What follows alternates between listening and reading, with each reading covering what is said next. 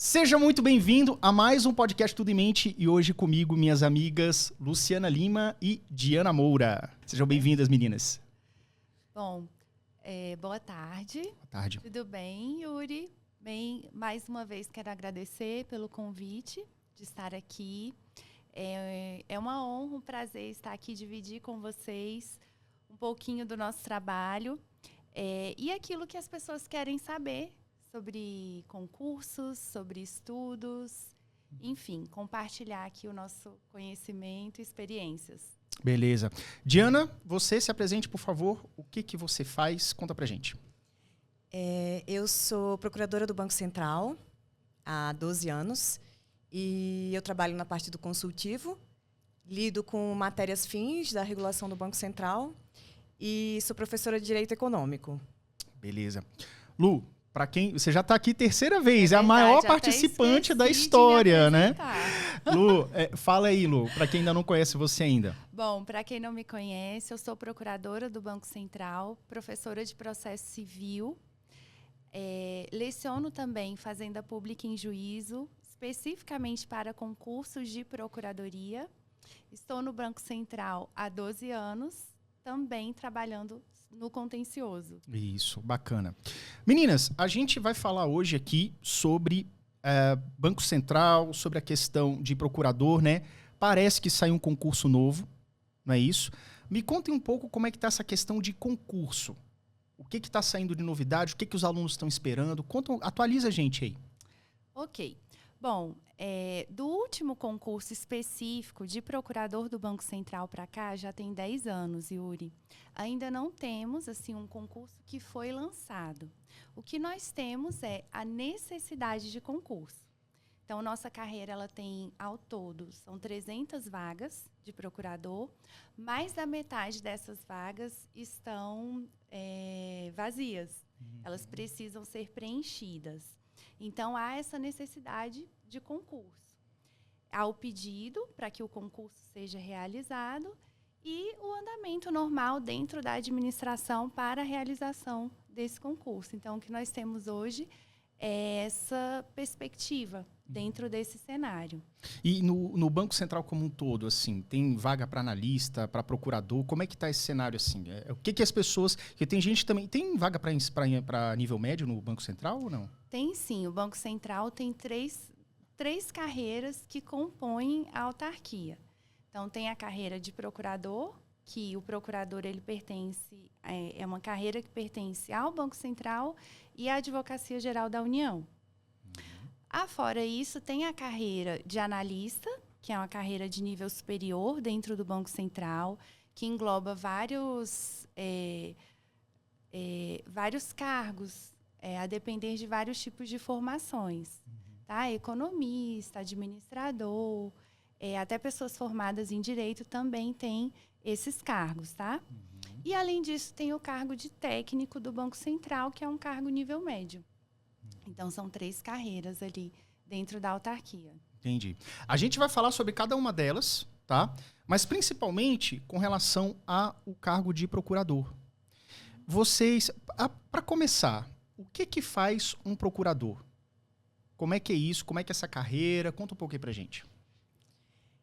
Bom, a gente faz a representação do Banco Central, judicial e extrajudicialmente, né, perante órgãos da administração, perante o judiciário e perante órgãos da administração.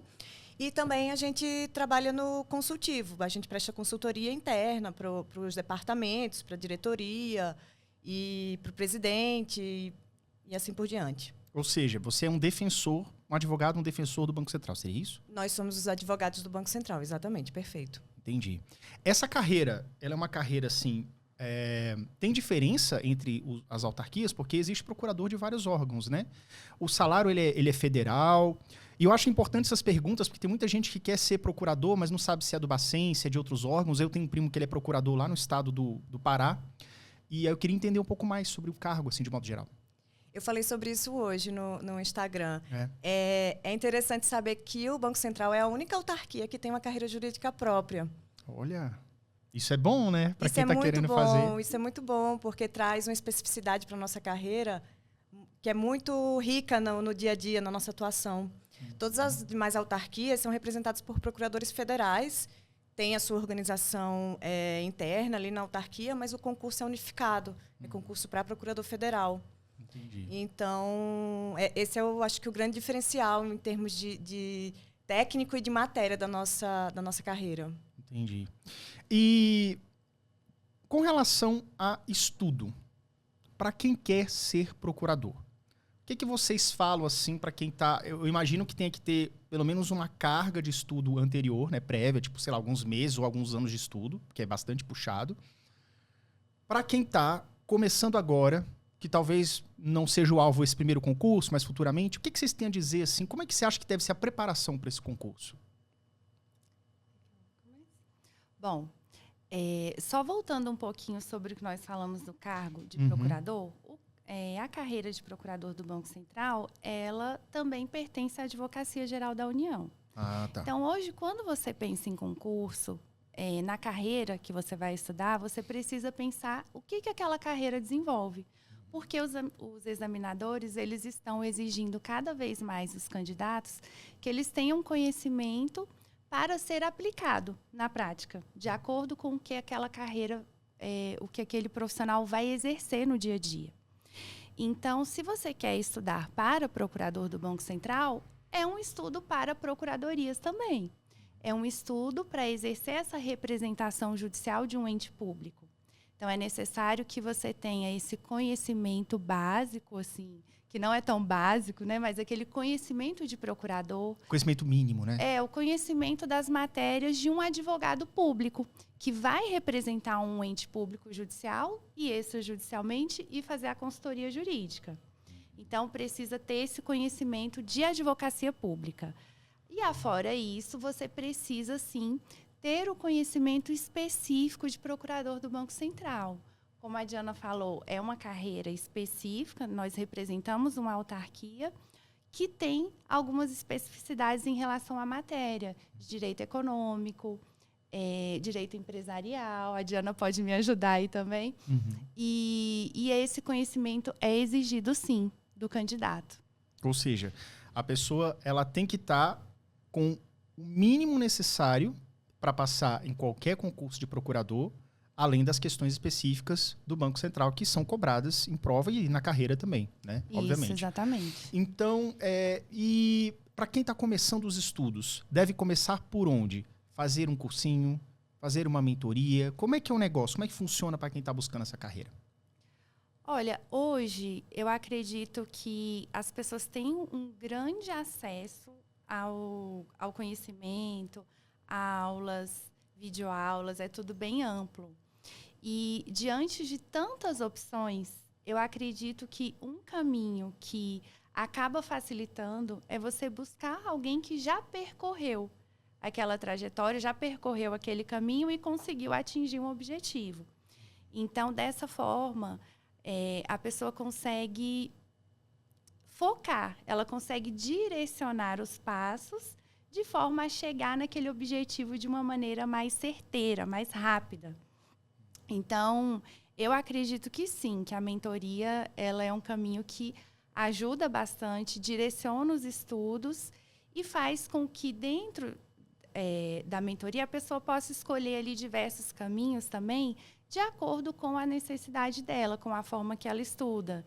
Se ela tem mais facilidade com videoaulas, ou se ela estuda de forma melhor lendo, entendeu? Então, ela vai adaptar, ela vai entender qual é o caminho e, dentro desse caminho, fazer escolhas mais assertivas. Entendi. Conta um pouquinho da história de vocês. Como é que foi no momento que vocês passaram nesse concurso? Estratégias que vocês utilizaram? Tem alguma coisa que você se arrepende? Pô, eu poderia ter feito diferente. Como é que foi isso daí? Bom, voltando na história da minha trajetória, eu, desde o começo, defini que eu queria ser advogada. Então, o meu foco sempre foi para carreiras onde a gente advoga, procuradores estaduais, advocacia pública federal. Eu fiz um cursinho, 1 ano, para advocacia pública federal.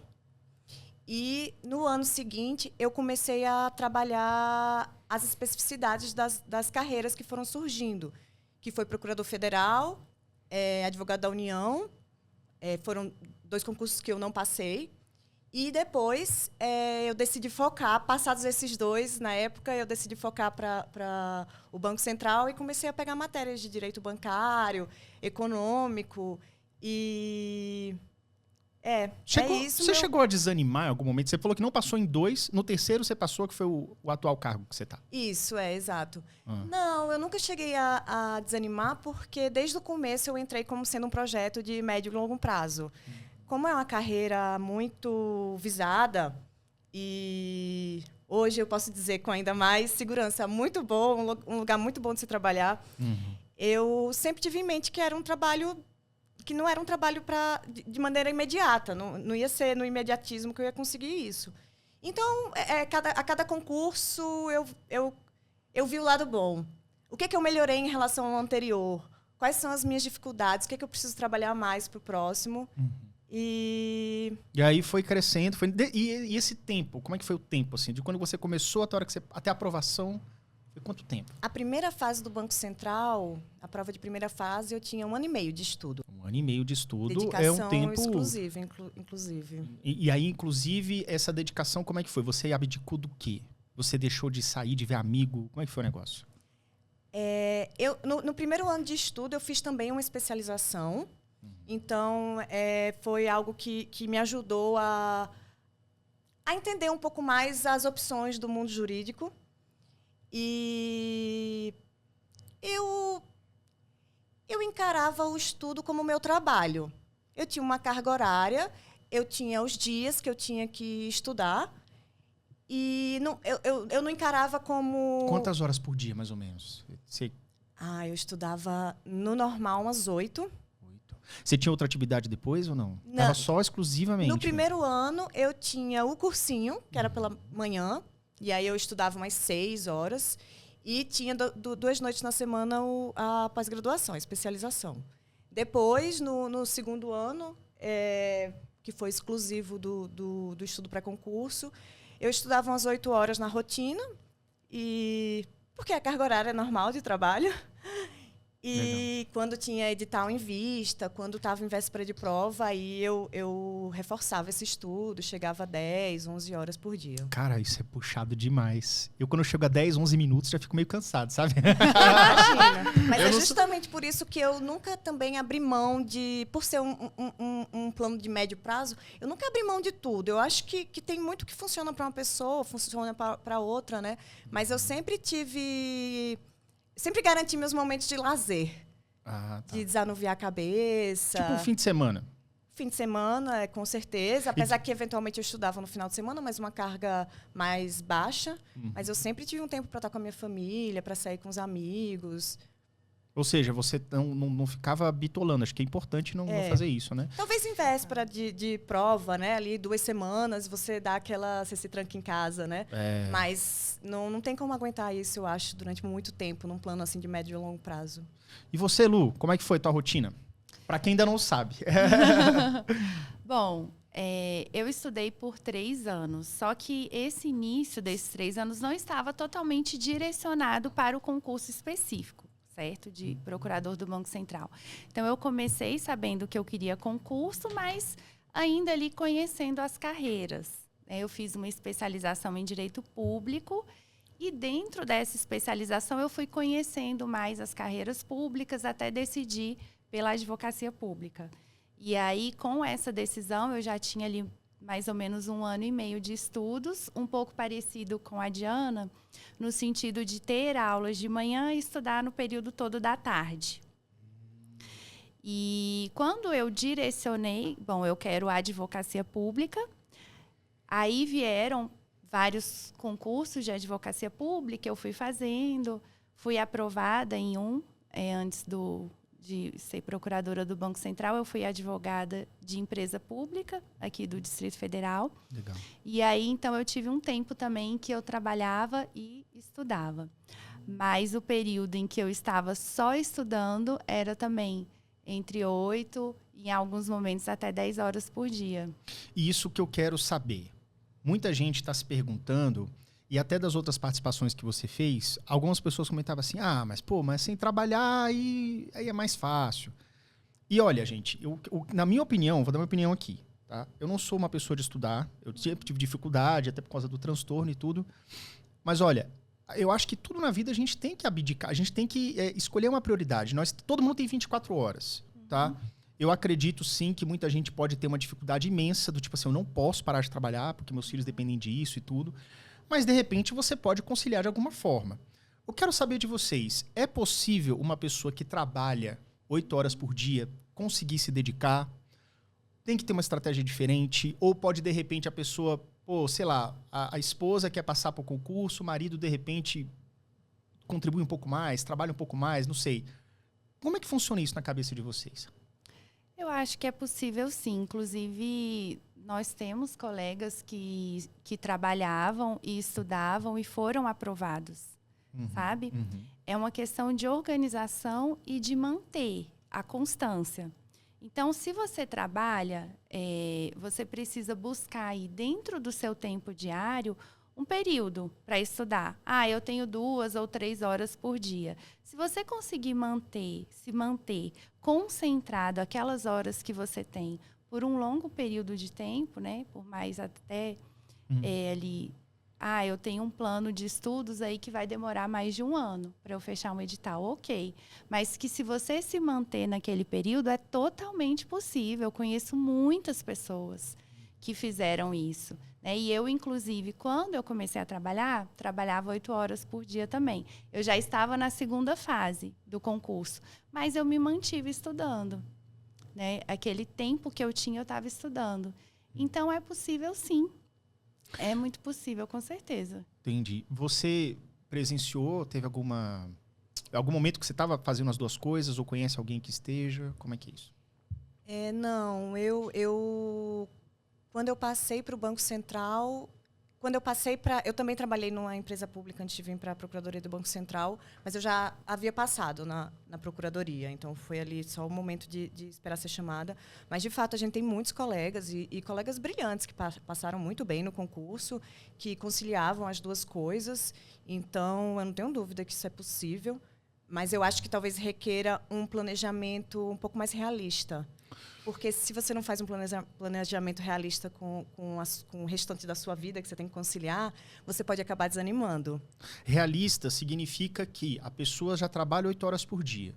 Eu acho que é um pouco irreal, na minha humilde opinião. Eu acho que é um pouco irreal você contar com mais 8 horas de estudo. Não tem como. A pessoa precisa dormir, comer, comer, enfim, respirar. Né? Acho que tudo entra na conta, tá? Manter sua saúde mental, manter a né? saúde mental e tudo. Nesse caso, o que vocês recomendam, assim? Eu sei que a mentoria pode ajudar, né? A mentoria, que inclusive vocês estão realizando, ela ajuda o estudante full-time, ela ajuda o estudante half-time, aquele que só tem aquele tempinho reduzido. Uma coisa que você me falou também, Diana, a respeito de ter um plano e seguir aquele plano, um plano realista. Como é que é? Como é que vocês acham que a mentoria pode ajudar essas pessoas? Bom, a pessoa que é aprovada em concurso não é necessariamente aquela que ficou mais tempo estudando ou que estudou mais, mas aquela que estuda de uma forma estratégica. Então, o objetivo da mentoria é levar para o aluno o que é estratégico. É trazendo mesmo, assim, na prática, um extrato daquilo que é cobrado, né, que foi cobrado nas últimas provas de procuradoria, considerando o que é importante especificamente para a Procuradoria do Banco Central, a nossa experiência até do dia a dia, a nossa experiência como estudante, é levar para a pessoa, justamente para essas pessoas que não têm tanto tempo, que trabalha, levar para ela um caminho já ali montado, algo que ela possa seguir de forma estratégica e segura para que ela seja aprovada. Porque o que eu reparo quando eu olho para trás na minha trajetória? Eu passei muito tempo para descobrir como estudar da forma correta. Então, eu estudei muito tempo da forma errada, sabe? Talvez nem possa dizer errada, porque serviu para que eu aprendesse, sabe? Mas foi muito tempo estudando de uma forma que não era adequada para ser aprovada em concurso público. E você percebia isso enquanto estava estudando ou demorou alguns anos para você, cara, aquela forma que eu estudei lá atrás não estava legal? Eu comecei a perceber nas minhas reprovações. Antes de estar bem direcionada para a advocacia pública, todos os concursos de analista de tribunal que saíam, eu ia fazendo. E eu nunca era aprovada. Mesmo estudando muitas horas por dia e só estudando. Então, eu comecei a ver por quê? O que eu estou estudando dessa forma? Será que assim é o melhor jeito? Eu preciso melhorar a forma como eu estou memorizando, eu preciso ler a lei seca, eu preciso objetivar os meus estudos para que, quando eu olhe para uma assertiva, eu saiba se ela está certa ou errada. Então, foi esse olhar mesmo de percepção, né, do quanto estava sendo proveitoso aquele estudo. E aí, nesse momento que você percebeu, você teve a ajuda de alguém ou você foi percebendo e foi mudando por conta própria? Como é que foi o seu processo? O meu processo foi por conta própria. Tá? Tinham algumas pessoas assim que eu estudava próximo e tudo, mas essa percepção ali inicial, ela foi por conta própria. Entendi. Você? Eu acho, complementando, eu acho que a mentoria, ela serve para otimizar o seu tempo, em resumo. Você pode estudar a mesma quantidade de horas, principalmente para quem não tem tantas horas assim para estudar, e ser um estudo muito mais eficiente. Eu fui por conta própria também. Eu acho que na nossa época não tinha esse negócio de mentoria. Ainda não tinha. Eu lembro, sabe por quê? Assim, então eu era na apanhei base do pra caramba. acerto e erro. Eu lembro que o meu é vestibular. Eu estudei vestibular no início dos anos 2000. Eu apanhei pra caramba de vestibular.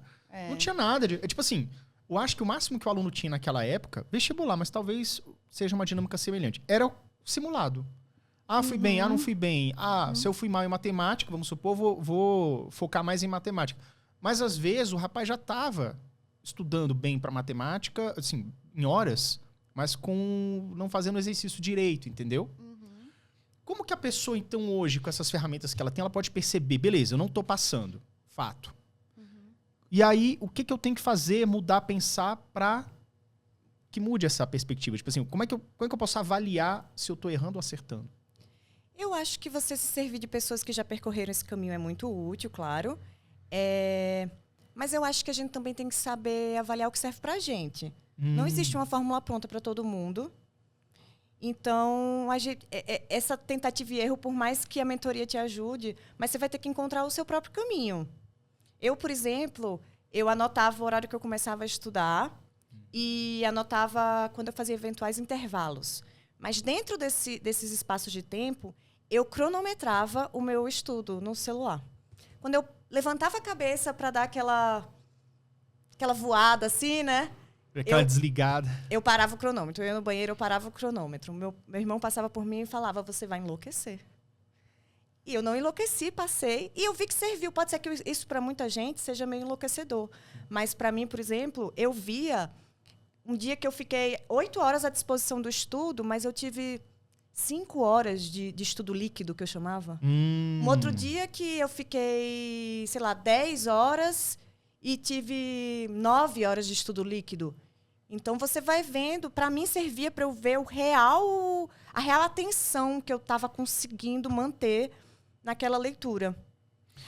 E aquela dúvida que eu tenho, assim, que as pessoas podem ter, do tipo assim, como é que a pessoa pode desenvolver um estudo líquido maior? Porque as pessoas têm habilidades cognitivas diferentes, pontos de procrastinação diferentes. Eu sou bastante assim, eu tenho uma procrastinação bastante elevada. Eu preciso de alguns elementos que me ajudem a ter um horário líquido de estudo maior, né? Dentre esses elementos, fatores psicológicos, talvez um timer me ajudasse.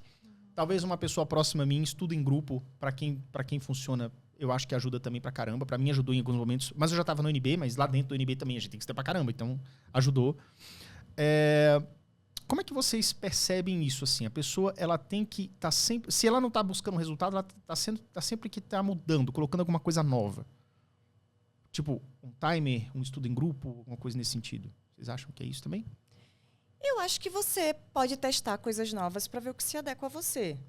Mas no momento que você encontra o seu caminho, o seu método, eu acho que você pode se manter nele se estiver funcionando. Eu, por exemplo, sempre estudei em casa. Eu tinha uma situação familiar que me permitia estudar em casa, eu tinha silêncio, eu nunca fui para a biblioteca.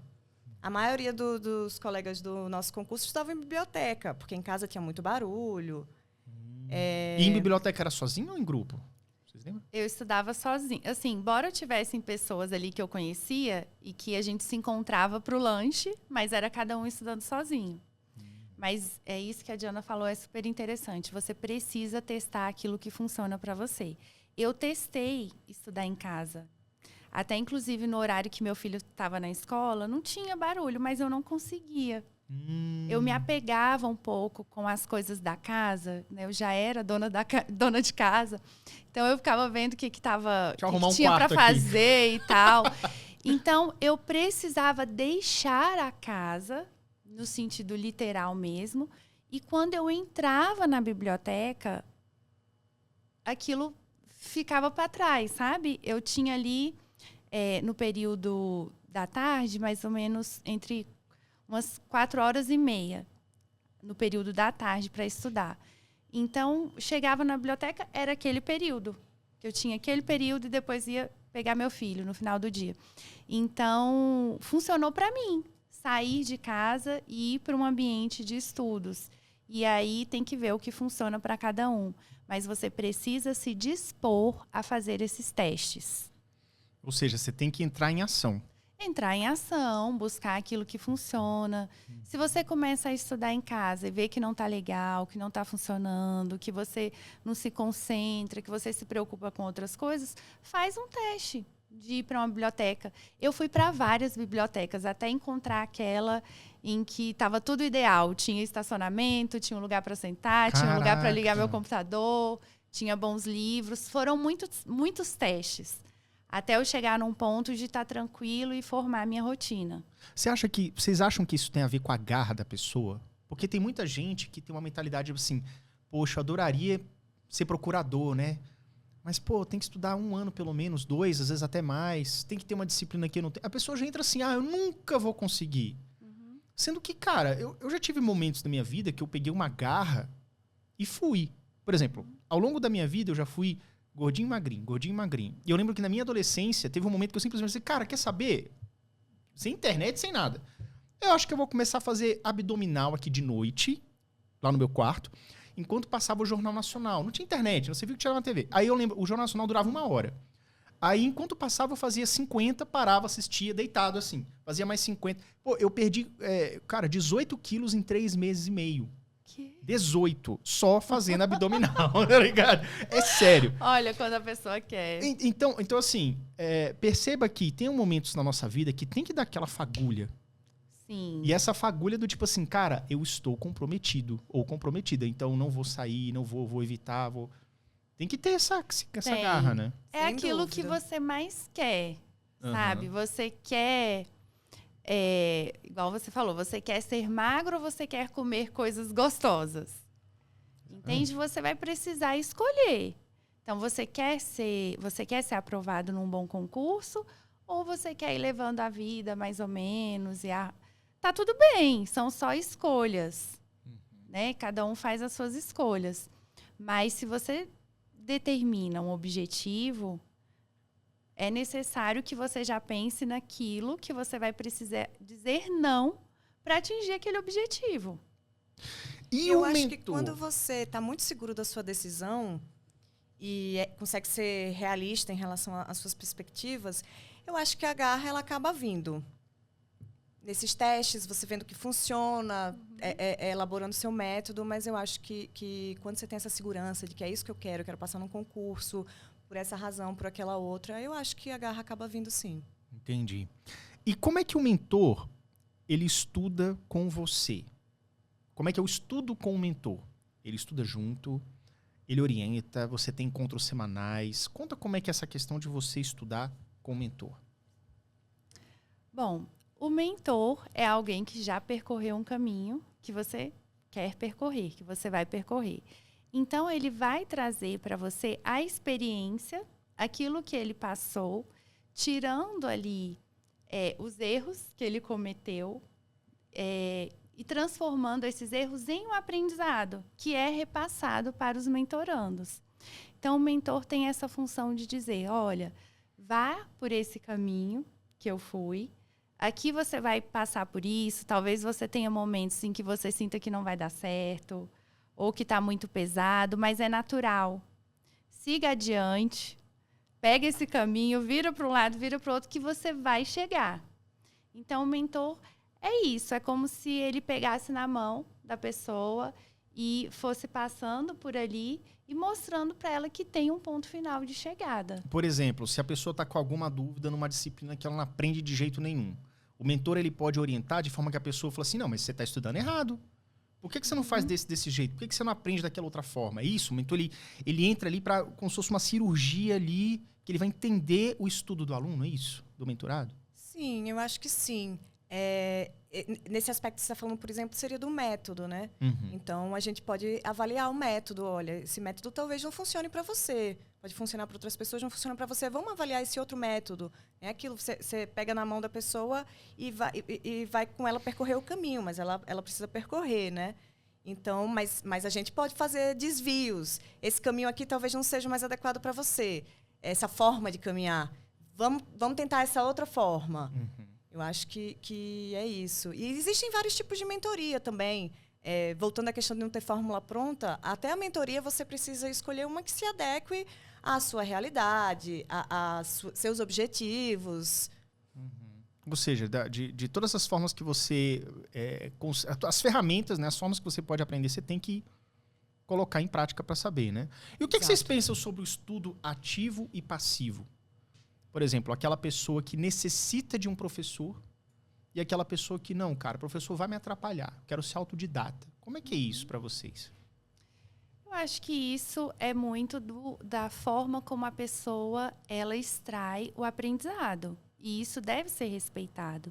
O que eu vejo são muitas pessoas que tentam aprender como todos aprendem, não conseguem e se auto-intitulam como incapazes.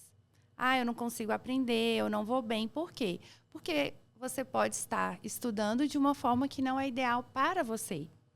Então, é importante também ter essa paciência consigo mesmo, fazer alguns testes até que você perceba qual é a forma que eu extraio o aprendizado. De uma forma ativa, lendo, escrevendo, ouvindo as aulas. Você precisa fazer testes e ver o que funciona para você. Entendi. Eu, por exemplo, eu sempre gostei muito, até hoje, de fazer anotações no decorrer de qualquer aula. Uhum. Porque escrever me ajuda a fixar, eu entendi isso, e escrever também me ajuda a fixar o conhecimento na minha cabeça e ajuda a fixar minha atenção naquele momento. Eu já conheço inúmeras pessoas que não fazem anotação porque senão elas perdem a explicação. Então, elas já fixam no momento de outra forma. Ela tenta ouvir o professor. Se ela parar para escrever, é como se ela desconectasse do professor. Exatamente. Isso, algumas pessoas são assim. Ou seja, de fato, eu conheço pessoas, eu me incluo, que quando eu anotava, eu não lia a anotação. Por que eu vou anotar, diabo? Por que eu não vou depois procurar a apostila ou de repente tirar... Na minha época, eu tinha que escrever mesmo. Mas hoje em dia você tem uma câmera que você tira uma foto do quadro, se o professor escreveu alguma coisa no quadro, ou o professor ele manda a apostila, um PDF depois para você. Tem 1000 formas de você poder se ajudar hoje, né? Sim. Eu acho que isso tem um pouco a ver também com a forma de memorizar. Você acha que o aluno ele tem que fazer um tipo de estudo nesse sentido? Tipo, você é um aluno que é mais visual, mais auditivo. Como é que é isso, assim? Vocês passaram por um processo desse ou não? Conhecem esse processo? Sim, é a percepção da forma como você aprende. Eu também gosto de assistir a aula e fazer anotações. E depois, quando eu vou ler, eu também faço uma esquematização daquilo que eu estou lendo. Então, eu gosto de participar ali e não só escutar. Essa é a forma como eu gravo a matéria, como eu memorizo. Quando eu vou ler também, eu faço grifo de cores diferentes, identificando lei, identificando conceitos, identificando jurisprudência, cada um de uma cor. Eu gosto desse estudo mais participativo, mas é a forma como eu aprendo. E algumas pessoas basta escutar. No entanto, considerando o estudo para concurso, que é muita matéria, eu recomendo sim que a pessoa ela tente ao menos fazer esquemas, deixar ali algumas páginas grifadas, grifar de cores diferentes, porque é muita matéria, muito conteúdo. Então, há essa necessidade de reforçar o aprendizado. E na hora da revisão? Você grifa, você anota também, coloca as páginas ali do jeito que você falou. Na hora de revisar, tem alguma técnica, alguma coisa que você utiliza? Você só relê? Como é que é isso? Como é que você costuma fazer na revisão? Eu fazia um estudo... Eu fazia 3 níveis de coisas importantes. Coisas que eu grifava, que eram mais coisas que eu precisava entender, não era tanto de memorizar. Então, são coisas que você não precisa voltar tanto, a não ser que tenha muito tempo que você não estuda para aquela matéria. Eu fazia asteriscos laterais, que aí já eram pontos assim que você tinha que decorar. O asterisco era a atenção ali, tem que ler de novo. Quantas vezes você for revisar, quantas vezes você vai ter que ver aquele asterisco. Entendi. E eu fazia mini clips na página lateral dos livros, que aí eram aquelas questões, aqueles temas que tem muito decorebinho, assim, que você tem que voltar e que é muito importante. Então, na véspera da prova, por exemplo, eram os mini clips que me ajudavam. Na revisão geral, eram os asteriscos. Na véspera da prova, eram mini clips. Então, eu tinha níveis tanto de importância daquele assunto, quanto de como eu sabia que eu ia aprender aquele conhecimento. Compreendendo, decorando, mas lendo poucas vezes, ou ali lendo no último minuto antes da prova, porque era uma coisa que eu sabia que eu tinha dificuldade de fixar na minha cabeça. Ou seja, você aprendeu uma maneira de otimizar a sua memória.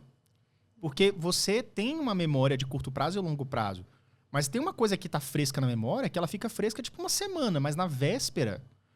Cara, conta um pouco esse negócio do miniclip. Conta essa estratégia do miniclip. Você também faz miniclips também? Ou como é que é? Não era miniclips. Não era. Eu fazia mapas mentais.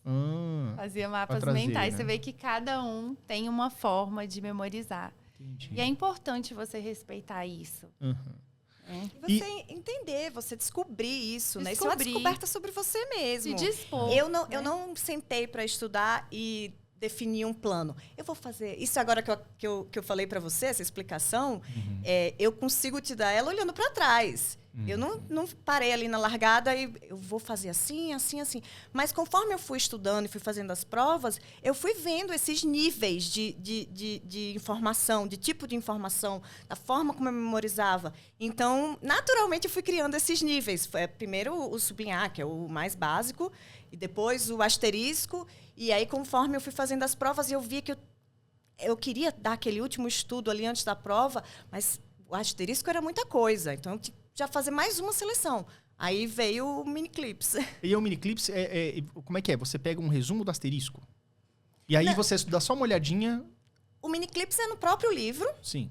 E então é uma coisa fácil de você localizar. O asterisco você tem que passar todas as páginas e ver onde tem. O miniclip você vai direto puxa nele. Ali. Mas eram coisas que já estavam escritas no livro. Geralmente aqueles itens assim que você tem que bem decorar. Então, eventualmente eu fazia alguma anotação um pouco mais que sintetizasse um pouco mais. Mas no geral era como estava no livro mesmo. Algum quadro esquematizado. Um mapa mental?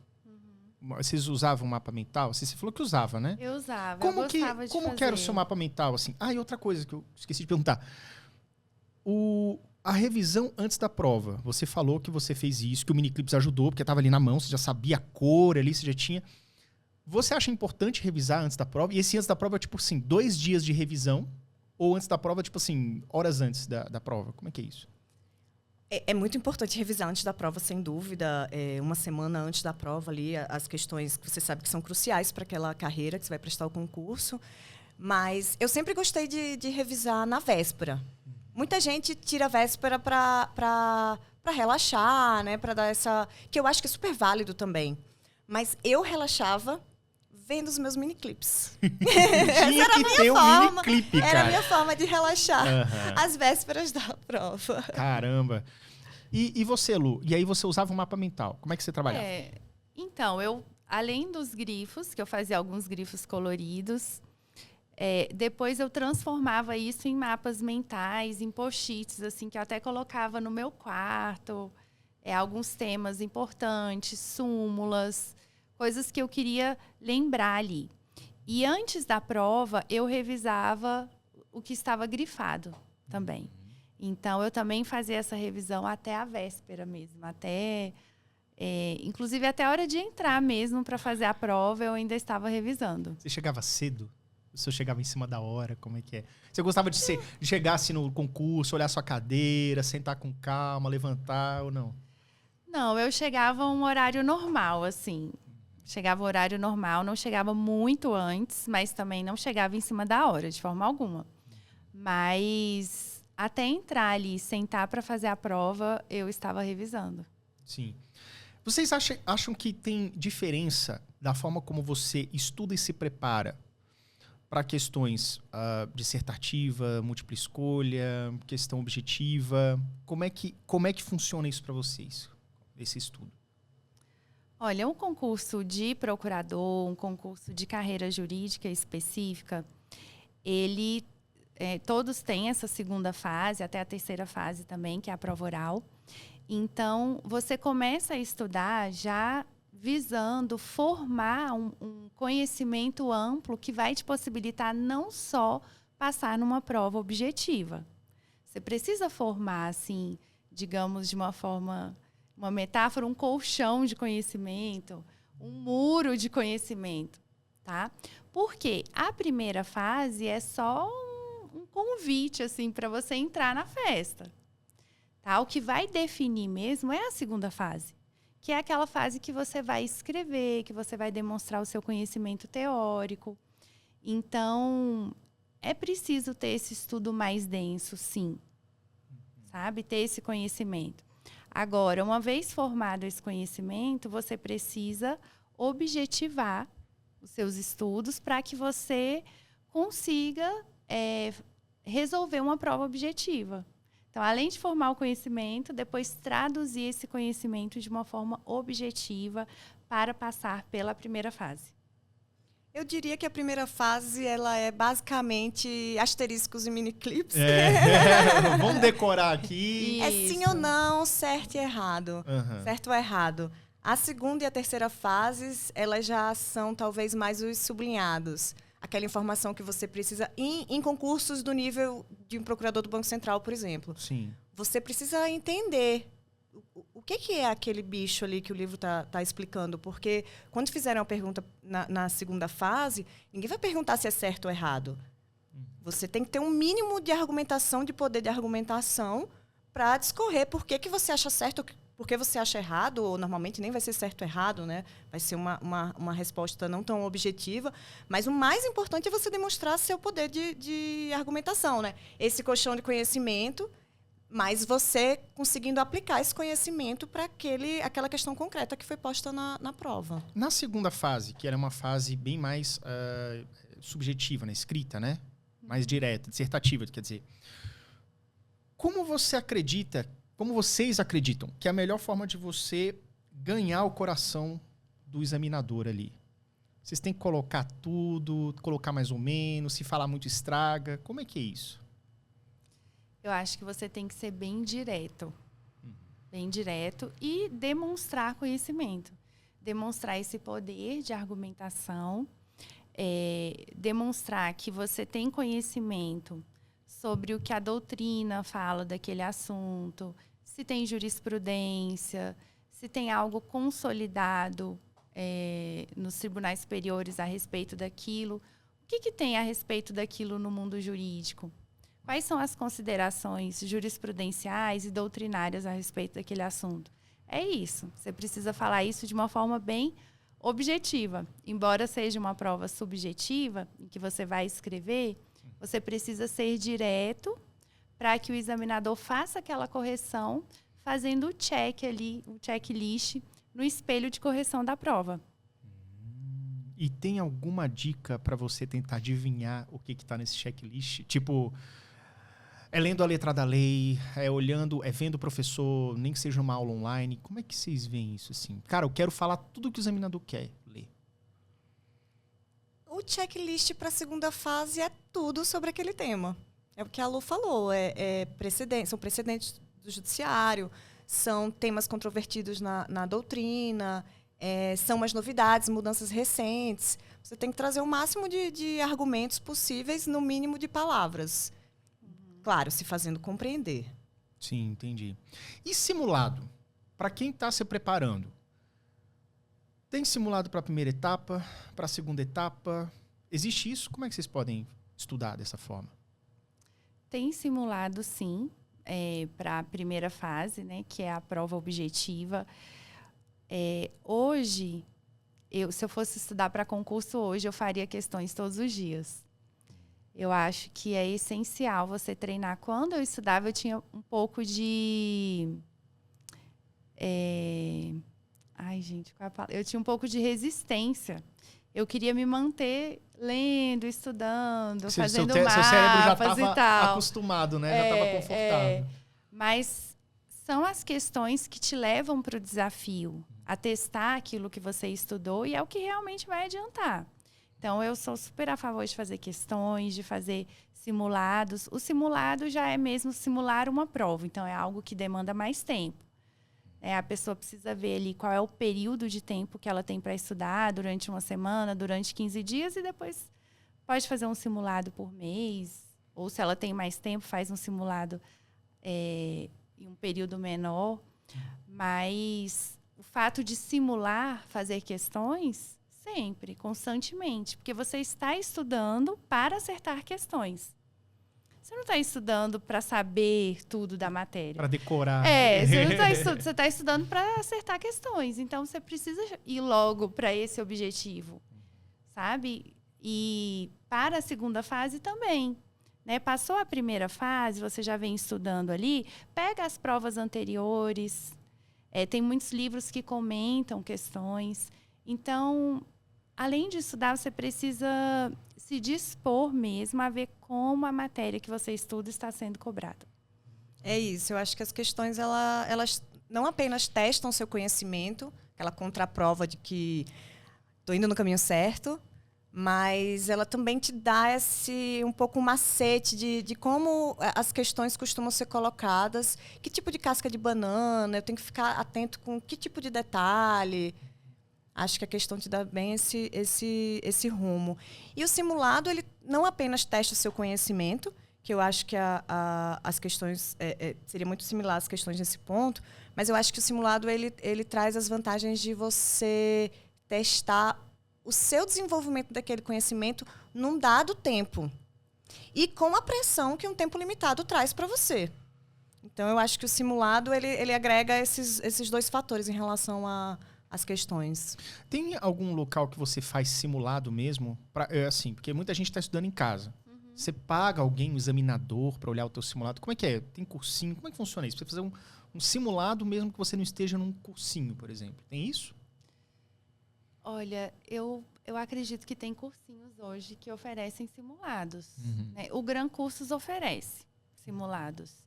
Mas eu não sei, não posso dizer exatamente como que tem funcionado. Entendi. Eu elaboro, inclusive, questões para esses simulados, mas eu acredito que hoje eles acontecem quase que 100% online. Uhum. As pessoas fazem em casa. Entendi. Mesmo que tenha ali o tempo cronometrado, mas elas fazem pelo computador mesmo. E na hora que você faz esse simulado, quem que pode corrigir, assim? Como é que vocês podem ver para saber, principalmente na dissertativa, para saber mesmo se você teve um bom desempenho naquele teste, assim? O que vocês sugerem? Você tem oficinas de peça, de parecer, que o professor pode te ajudar nesse sentido. E a mentoria também pode trazer esse feedback, né? Em encontros, as mentorias que têm encontros, como é o nosso caso, encontros semanais, elas também podem se propor a isso. Fala um pouco, então, da mentoria de vocês. A mentoria que vocês estão iniciando, que ela é uma específica para o Banco Central. Como que é essa dinâmica aí? Conta aí pra gente. Bom, como a gente falou, a gente tem uma carreira própria, né? Essa diferença em relação às outras autarquias. Isso é muito bom no dia a dia, a gente traz pessoas com conhecimentos específicos, mas isso agrega um diferencial também na prova, porque é um edital específico para a carreira de procurador do Banco Central. Então, o Banco Central tem a oportunidade de cobrar assuntos específicos. Então, a nossa mentoria ela vai nessa linha. Ela é uma mentoria para quem já tem um estudo de base e agora quer focar para procurador do Banco Central. A gente vai colocar no cronograma de estudos as matérias que são específicas de Banco Central, que é um mundo, às vezes, acho que um pouco difícil de desvendar, o mundo do sistema financeiro, dessa regulação. Gente né? Muda muito, sim, cara? Ou não? O negócio só é difícil de decorar mesmo. O que vocês acham? A regulação do Banco Central ela muda? Você tem que ficar decorando coisas novas ou não? Tem muita matéria nova. Tem muita matéria específica, quer dizer. Sempre teve. Todas as autarquias têm suas matérias específicas, mas elas não têm provas específicas, só por isso que elas não cobram. Mas tem muita matéria específica e tem muita matéria nova do último concurso para cá. Que já tem 10 anos, né? Então, tem coisa que nem é mais tão nova assim. Mas tem muita coisa que mudou nas matérias que o Banco Central regula de lá para cá e que é muito importante também o aluno estar atento. Tem chance de uma coisa, sei lá, sair um edital. Aí atualizou um negócio no Banco Central. Aí você vai ter que estudar um negócio atualizado ou não? O que está ali no edital e acabou. Tem isso também? Pode ter um timing entre o edital e o concurso? Sai uma resolução nova, uma portaria nova e você tem que seguir aquilo ali. Como é que é isso?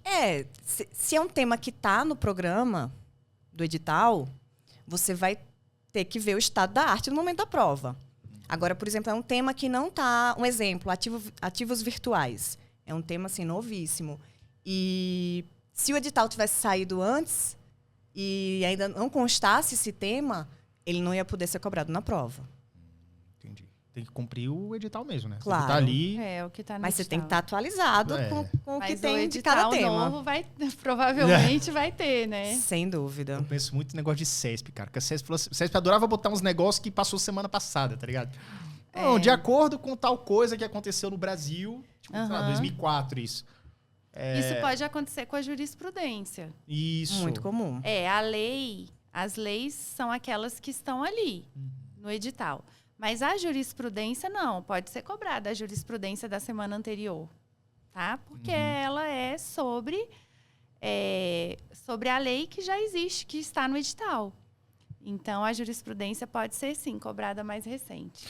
Na mentoria, se chega um aluno para vocês e fala assim, meninas, eu não dou conta, como é que é? Vocês acham que tem... Porque eu acho que a pessoa que procura mentoria, ela já tá com a faca nos dentes ali um pouco, né? Mas eu acho que manter a saúde mental é importante também, né? Quando você acha que a pessoa tá um pouco descrente, assim, é uma questão de procurar uma terapia, ou então uma questão de mudar um pouco o ambiente, às vezes a pessoa tá estudando em casa e tem pessoas que ficam desencorajando, a gente sabe que tem familiar que às vezes mais atrapalha que ajuda.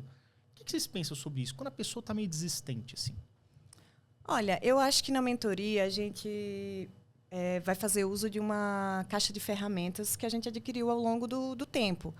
Tanto o tempo de estudo para concurso, quanto o tempo atuando na Procuradoria do Banco Central.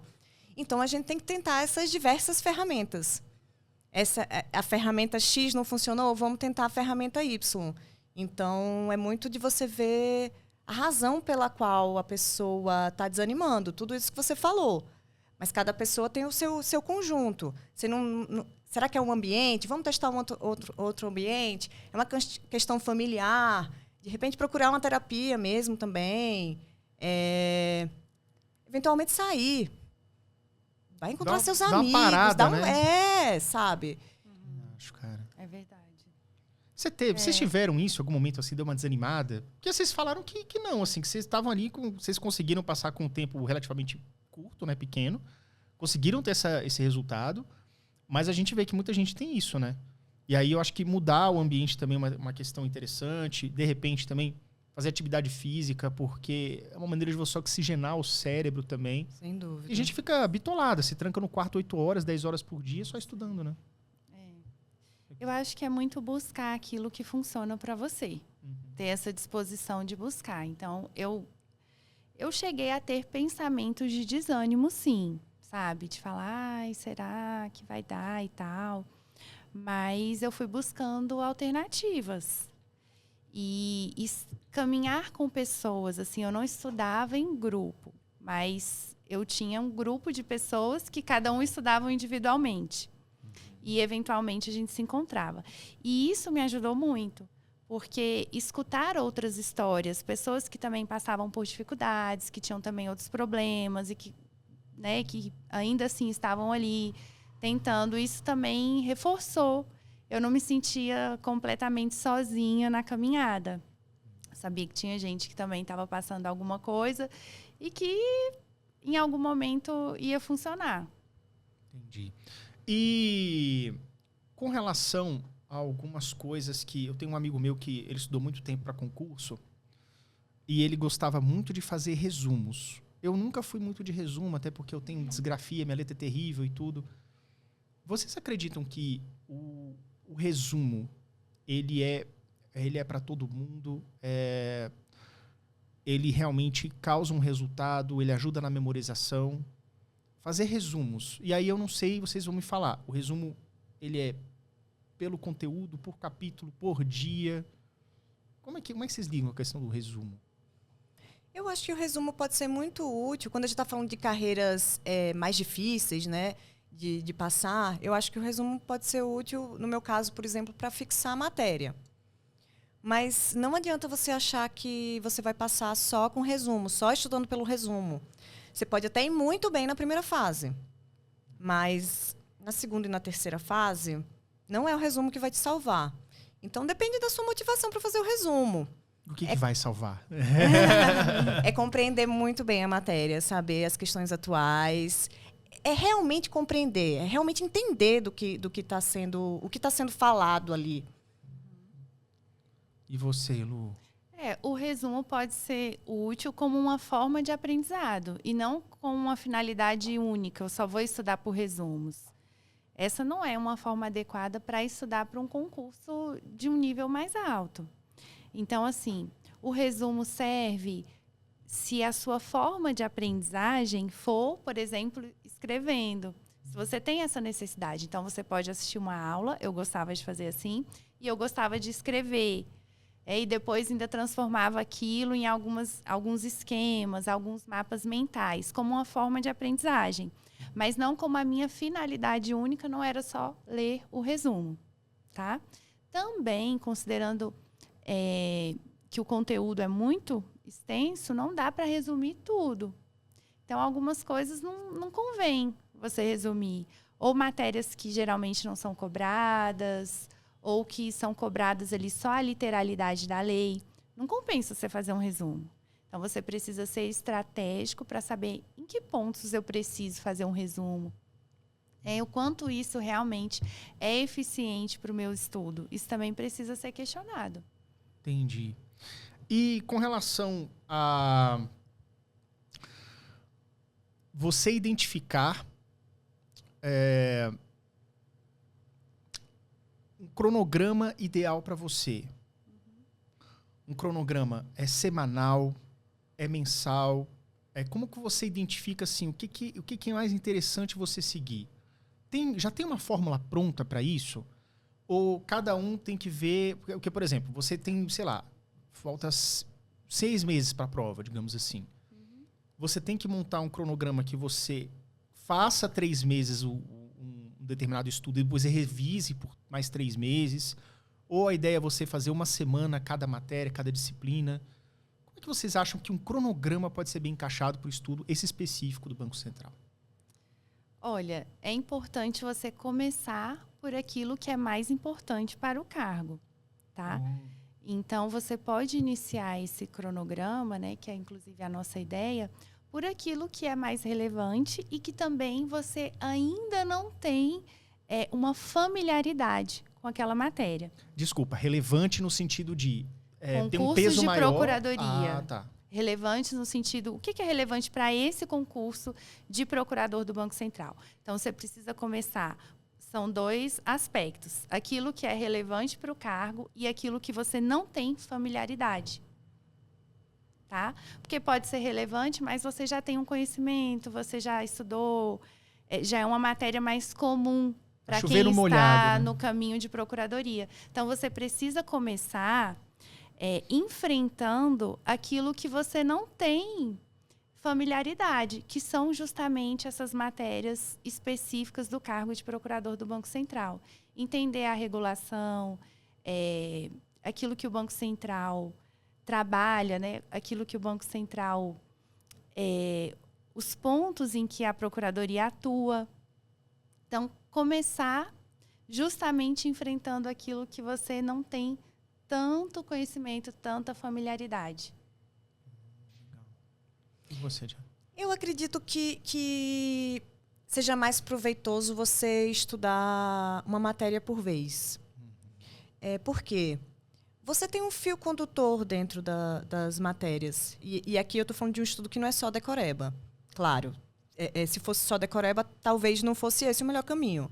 Mas um estudo que não é só decoreba, que você precisa realmente entender, há um fio condutor dentro do direito econômico, há um fio condutor dentro de processo civil. Fio condutor, você diz, existe uma lógica, um meio, início, meio e fim? Exato. Não necessariamente início, meio, fim, mas os temas estão conectados. Eles têm... Um pré-requisito. Eles têm premissas iguais ou parecidas, princípios. Então, para você formar uma compreensão maior na sua cabeça, eu acho interessante estudar uma matéria por vez, com algumas exceções. Tá? Você pode ter temas específicos de uma matéria que se conectam tanto com um tema de uma outra matéria que faz mais sentido você estudar elas juntas. Mas, de modo geral, eu acho mais interessante você estudar uma matéria inteira por vez. Mas... E aí começa, estuda, faz exercício e um simulado? Ou como é que é isso? Pois é. Mas nas questões, é interessante que você vá acumulando tudo que você já estudou. Porque na prova, ela não vai vir um capítulo de direito empresarial, um capítulo de direito econômico. Semana que vem você faz a outra. Exatamente. Tem dessa. Você tem que aprender a lidar com as matérias ali meio misturadas na prova. Então, para a questão, é importante, e o simulado também, é importante você ir fazendo de tudo que você já estudou. Você vai acumulando matérias, você não tira nenhuma. Isso que eu ia falar, porque às vezes tem pessoa que pensa assim, isso aqui eu já sei, não vou nem revisar, vou olhar as outras coisas. Isso é suicídio, né? Tem que revisar. Não tem dessa. Tem que testar o conhecimento. E quando você faz uma questão e você erra, tem uma grande chance de que aqui você não vai esquecer, sabe? Você vai lembrar. Se você não só faz a questão, errou e passa para frente. Você precisa ver por que eu errei, o que foi cobrado, qual é o item aqui, o dispositivo de lei. Foi uma jurisprudência. Eu não consegui fixar esse conhecimento, ou eu não estudei isso. Tem uma falha aqui no meu programa de estudos. Exato. Eu vi isso aqui e não lembrei, ou eu não vi? Porque às vezes você acha que tá sabendo, mas você não sabe, não. Exatamente. Você tá se enganando. Exatamente. Então, a questão ela é importante. Ela é mais uma forma de você assimilar a matéria. Entendi. E nesse ponto que a Lu falou de questões, eu acho que é importante a gente falar do que a gente fala quando a gente está falando em fazer questões, né? Só para deixar mais claro. Não é você ler, eu acho que é essa, não, errei, passa para a próxima. Não é isso. Por que é essa? Você tem que entender por que é. Se você já não souber, você tem que entender por que é aquela e, principalmente, por que não são as outras. Isso é o estudo por questão. Ou seja, tem que ter um negócio que você tem que estar... não é só fazendo no automático. Você tem que... Hoje, meu estudo foi uma droga. Por que foi uma droga? O que você errou, o que você acertou, onde é que você se atrapalhou. Porque às vezes você está fazendo um determinado exercício e você assim, cara, eu não sei o conceito disso aqui. Eu acho que eu vou ter que voltar alguns capítulos para entender que diabo é isso que eu tô lendo. Não é isso? Vocês já pegaram uma situação dessa assim, cara, eu não sei nada, eu acho que eu vou fazer do zero, que eu ganho mais. Acontece, né? Acontece. E principalmente em questões que botam você para raciocinar sobre um dado instituto, às vezes você precisa voltar ali na base, no sublinhado. Se você ficar, às vezes, só no asterisco e no mini clips, uma questão que te exige um pouco mais de raciocínio... Não vai dar. Não vai pode. dar. Qual que é a matéria do edital todo? Você já deve ter de cabeça esse edital todo aí do Banco Central. Qual que é a matéria, assim, que arranca o cabelo das pessoas? Que as pessoas, ó, isso aqui você tem que olhar. O que vocês acham? Assim, a matéria mais difícil e a mais fácil, na opinião de vocês? Conteúdo.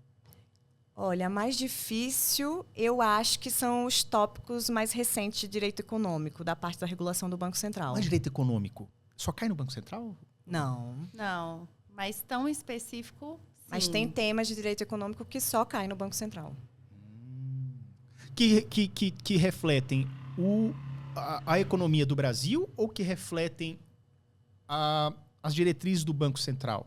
Reflete muito a atuação do banco. Isso. O que o banco regula, o que ele supervisiona, quais setores da economia ele regula. Entendi. Eu diria que essa parte de econômico é a mais difícil. Primeiro porque, antes de estudar para procurador do Banco Central, provavelmente você não teve contato com ela. Tu só tá vendo isso por causa da prova, né? Pois por causa dessa prova, quer dizer. Pois é. E segundo, que eu acho que, pela minha experiência, esses temas de sistema financeiro, né, as pessoas têm uma certa... Deixa para estudar por último. Nem deixa para estudar por último. Eu acho que eles têm uma visão pré-concebida de que é muito complicado. Isso é uma crença. Eu acho que é uma crença. Você estudando da forma correta, ele pode ser bem descomplicado. Não tem como dar errado. Eu sou muito prático, gente. Tem coisa que eu realmente vejo assim, cara, eu acho que você tá se enganando. Não é se enganando, mas você tá se sabotando. Eu não dou conta. Eu vou pular essa disciplina. Não, cara. Às vezes tem disciplina. Às vezes faltou um pouco de estudo prévio, de um pré-requisito, né? Mas na hora que você pega, você até gosta daquela disciplina. Eu acredito não que acontece é isso. Tem matéria que ele diz, nossa, isso aqui é muito difícil, é muito cabeludo. Eu sou a favor que a pessoa tem que começar pelo mais difícil. Exatamente, é o que eu estava falando aqui. Eu acho que é esse enfrentamento. Enfrentar aquilo que você vê como mais difícil. Até porque quando você começa, você tem o lado bom que você está começando, sabe? Você ainda está um pouco mais disposto. Então, enfrenta logo aquilo que é mais difícil, que você ainda não viu, porque você está ali com essa reserva de energia que provavelmente você vai usar ela toda e vai ter que buscar mais. Caramba, isso aí foi boa. O que você acha, Lu, então, na sua opinião, o que você acha que é mais difícil, assim? A matéria mais difícil, você concorda? Com a Diana também? Agora eu quero saber de vocês o seguinte, para quem está buscando mentoria, já decidiu, quero ter ajuda, quero caminhar com quem já começou... O que tem de específico no concurso do Banco Central que justifique uma mentoria específica para esse concurso do Banco Central? Bom, fora a peculiaridade dessas matérias que a gente acaba só vendo quem vai fazer concurso para o Banco Central, tem muita novidade desde o último concurso, tá? A gente tem, por exemplo, aí títulos de crédito que não são regulados, não passaram a ser regulados pelo Banco Central, mas o legislador trouxe a atividade de escrituração desses títulos de crédito, numa intenção de modernizar o mercado de títulos. Hoje os títulos são digitais, escriturais, né? Então, houve uma grande reforma em diversos títulos, então a gente está falando de leis esparsas, mas que são iguais. Quando a gente pega as leis e coloca lado a lado, a gente vê que a competência que foi atribuída ao Banco Central, ela é igual em relação a todos esses títulos. Então, essa eu diria que, por exemplo, é uma matéria que está um pouquinho ali escondida em algumas leis e que pode não ser tão simples você captar essa novidade em relação à regulação do Banco Central. Ou seja, isso é coisa quente, porque é de quem está lá dentro, né? É de quem está lá trabalhando todo dia, de quem prestou consultoria na elaboração do texto da lei. Olha, vocês estão estudando com a pessoa certa. Ela mesma. Fora as questões do passado, porque o Sistema Financeiro Nacional ele é regido por uma lei de 64. É a Lei 4595, então ela não é uma lei fácil de você desvendar. Veio muita coisa depois que se relaciona com essa lei e não está expresso. Então, tem também a dificuldade. A gente tem novidades e tem algumas dificuldades antigas também. Ou seja, você também vai fazer um direcionamento específico no sentido de dar ao aluno não apenas o conteúdo, né, de uma forma assim, mas explicar, isso aqui é quente, isso aqui é novo, isso aqui está mudando. Esse é o tema do momento. A autonomia do Banco Central, por exemplo, tão falada. É um tema que vai cair, tem que entender. Mudou recentemente? E não é simples só vendo a lei. A lei ela é muito enxuta e tem bem mais coisa por detrás. Ela foi criada recentemente, a autonomia. Foi instituída. Foi instituída. Foi 2021? Isso, 2021. Foi, né? E aí, Lu? E que mais tem de Além matador? Além desses temas específicos de direito econômico, muitas pessoas ficam curiosas sobre o que o Banco Central lida judicialmente, que é justamente a área que eu trabalho. Então, o intuito também é levar esse conhecimento acerca dos julgados que são importantes para o Banco Central. A lei da autonomia mesmo, ela foi questionada no Supremo Tribunal Federal, foi declarada constitucional. Então, esses temas que o Banco Central participa judicialmente, participa como amicus curiae, dentro...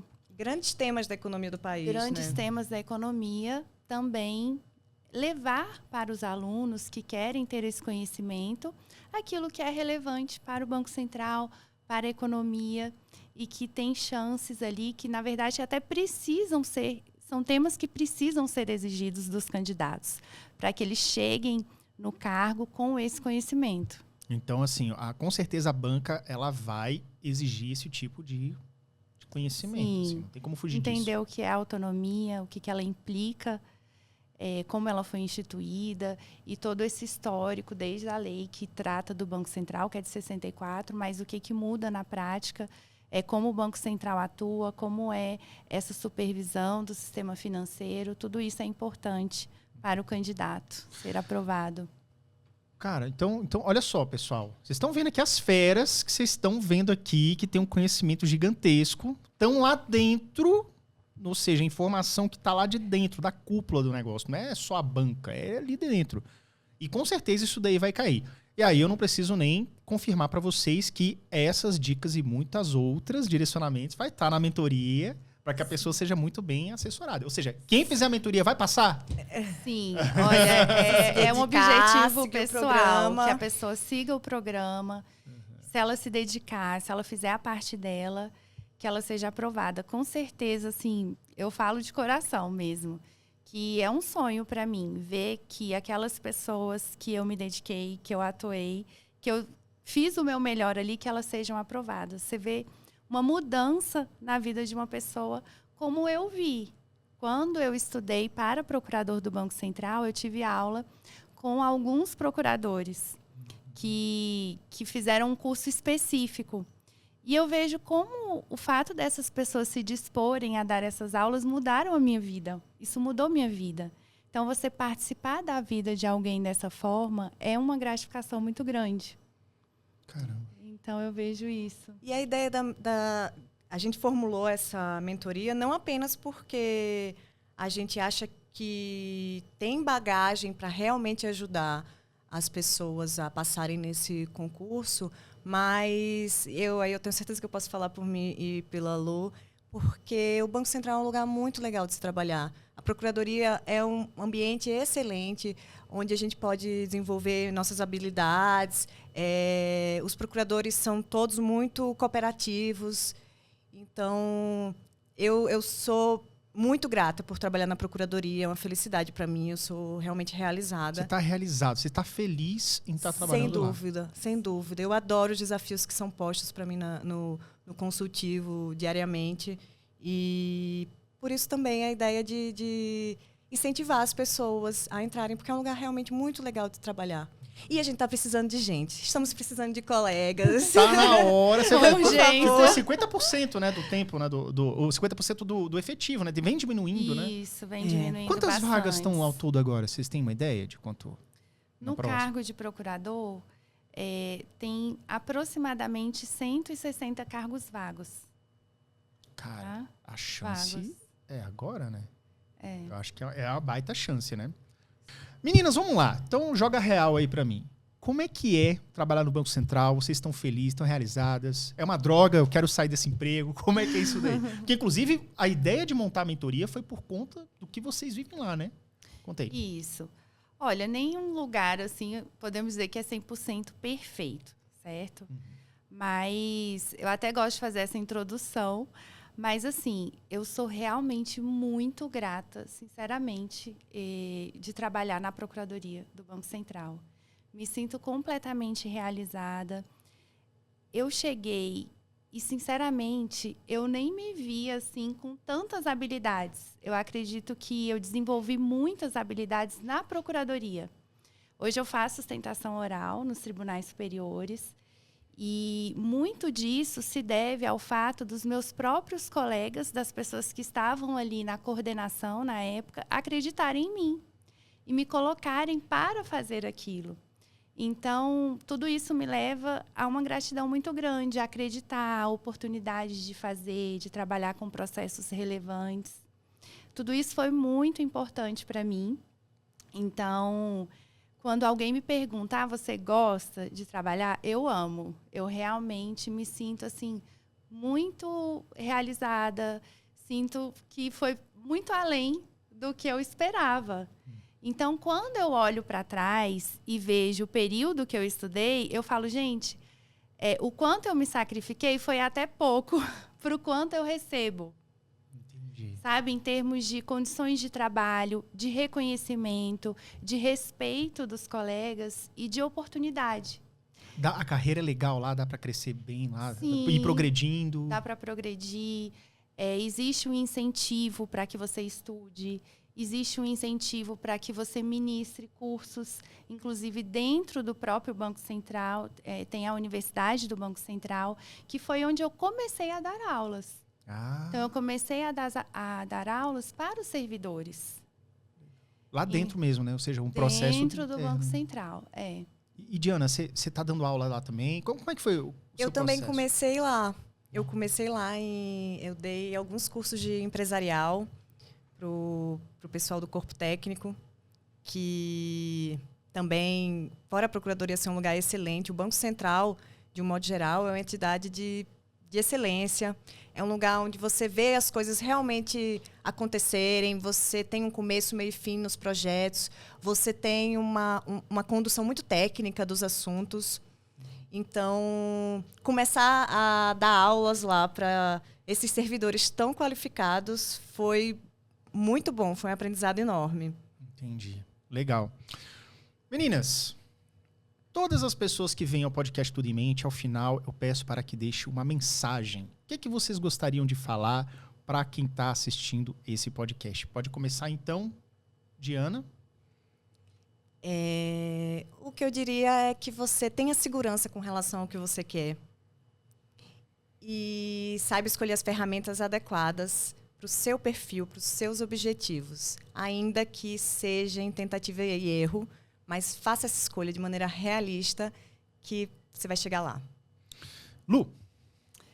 Bom, hoje eu quero deixar o recado de que a pessoa acredite em si.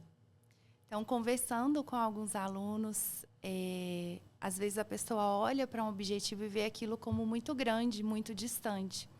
Mas é uma questão de você colocar um passo a passo e fazer um pouco todos os dias em direção àquele objetivo. Então, acreditar em você mesmo, acreditar na sua capacidade de utilizar o que você tem, os seus recursos, para chegar onde você quer chegar. Não olhar para o objetivo como algo tão distante e tão grande em relação a você, mas olhar de forma, estratificar aquilo, colocar em pedaços para que você vá pouco a pouco chegando onde você quer chegar. E contar comigo para isso. Gente, só para avisar para vocês, como é que é a mentoria? A mentoria está disponível. Eu esqueci de perguntar, as pessoas podem ter essa dúvida. Qual que é o período, quando elas podem se inscrever ou não? Como é que está aí? As inscrições vão começar dia 28 de agosto, agora de 2023. E o pessoal pode encontrar o link para inscrição nos nossos perfis no Instagram. Qual que é o perfil de vocês aí, o link, o arroba de vocês? O meu é @lucianalima.lr. Então, lá tem o link, é só entrar, clicar e tem lá o campozinho específico da mentoria para fazer a inscrição. E você, Diana? O meu é @DianaLMMoura. Legal. Bom, eu quero agradecer demais a participação de vocês, tá? Quero dizer que foi uma honra estar com vocês aqui. Bom demais, Yuri. Muito bom. Ó, Luciana tá aqui, terceira vez, vai vir quarta, quinta, sexta. Você também, tá? Porque eu quero, eu acho interessante isso, porque não é apenas falar do concurso, né? Mas você falar da vida da pessoa que está estudando ali, que está vivendo o dia a dia do cargo de procurador ou algum cargo específico do Banco Central, né? Que tem a ver muito também com a área jurídica. Então, a gente vai sempre estar trazendo esse ponto aqui e vocês já estão pré-convidadas para vir mais vezes aqui para a gente conversar. Tá certo. Tá bom? Muito obrigado também pela audiência de vocês e já sabe, não se esqueça de curtir, seguir o nosso canal também, o nosso canal de cortes, que o link está aqui na descrição e você vai poder entrar lá para assistir os melhores momentos dessa live que a gente teve aqui nos próximos dias. Não se esqueça também que o link delas, do Instagram que elas falaram aqui, já tá na descrição também, tá? Só clicar lá e começar a seguir. E é isso. Muito obrigado pela audiência de vocês. Obrigado por assistirem mais um episódio do podcast Tudo em Mente. Valeu, até logo e tchau, tchau.